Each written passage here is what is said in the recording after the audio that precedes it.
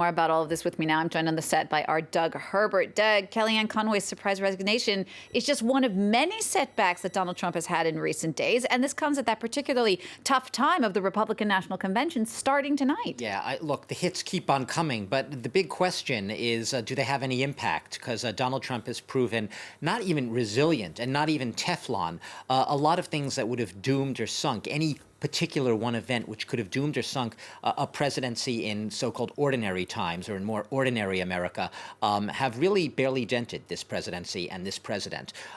Aside from Kellyanne Conway, who really has been the sort of go-to spokeswoman for the Trump administration, you see her everywhere across, especially Fox News in the U.S., one of the staunchest advocates for Donald Trump and his presidency. Aside from that, you've just had in recent days, you had his former chief strategist, Steve Bannon, basically pulled off a $35 million yacht, arrested for defunding people over a wall-building fundraiser. You've had his elder sister, Marianne Trump, basically in leaked recordings, which were picked up and published by the Washington Post, calling him cruel, phony, and stupid and a liar. This is his own sister. And we'll remember his niece earlier had published a book saying essentially the same thing in different words. Donald Trump obviously up against it with the coronavirus pandemic. He has been up against it with questions about his handling or his mishandling of the U.S. Postal Service, trying to take funds away before the head of the Postal Service was forced to backtrack and say he would put off his defunding and his reforms of that service so as not to have even the appearance of affecting those elections. It is quite a time for Donald Trump. He is looking to really change the narrative, and he is looking to basically hold up a lot of shiny new objects and try to deflect attention from a lot of the issues I just spoke about, which are hard to really turn away from. But that will be one of his main objectives at this convention. Well, let's talk more specifically about the convention. We're coming off of last week's Democratic National Convention, which was very slick, lots of high-profile guests. What's the Republican convention going to look like? It will be the yin to the Democrats' yang in every sense of the term. First of all, it will look like a lot of Trump. It will be very heavy on Donald Trump. He will be appearing on all four nights, obviously giving his acceptance address on the final night, but not just heavy on Donald Trump. It will be heavy on Donald Trump's family members.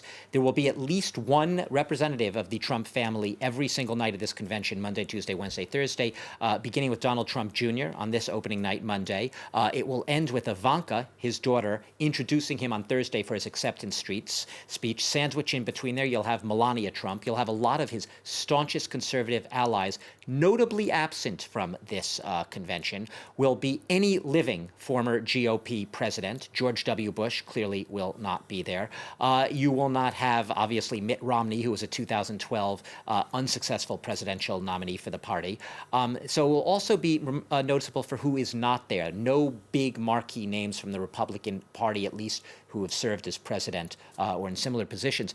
What you will also have is Trump trying to obviously change the focus, rewrite the narrative. The Democrats basically tried to make the argument that America, for its own security and its own well-being in the future, has to basically fire Donald Trump, that he is a clear and present existential threat to the survival of American democracy. Donald Trump will be trying to make exactly the opposite case, that no, America, if it wants to be great again, has to fire Joe Biden and Kamala Harris, his vice presidential running mate. How is he going to do that? Well, he is going to make the case, which his critics would see as an extremely improbable or implausible case. Some would just say it's a lie, that he has actually done a good job fighting the coronavirus pandemic. He will make the case, as he has repeated many times, that the U.S. is doing better than anyone else, when, fact, the actual case is that the U.S. has fared worse than just about every other rich country and developed country in the world on the pandemic. But he will, in a broad sense, be trying to take people's attention off the coronavirus pandemic, off the sinking economy, off his own performance as president, which has come under a lot of scathing criticism, especially at the Democratic convention. He will be trying to sell the exact opposite message that the Democrats tried to sell, that this is essentially right now a moment in America where American voters have a choice between lightness and darkness. Donald Trump, I will end with this thought, described the speeches at the Democratic convention, because most of them were pre-recorded, as pretty boring.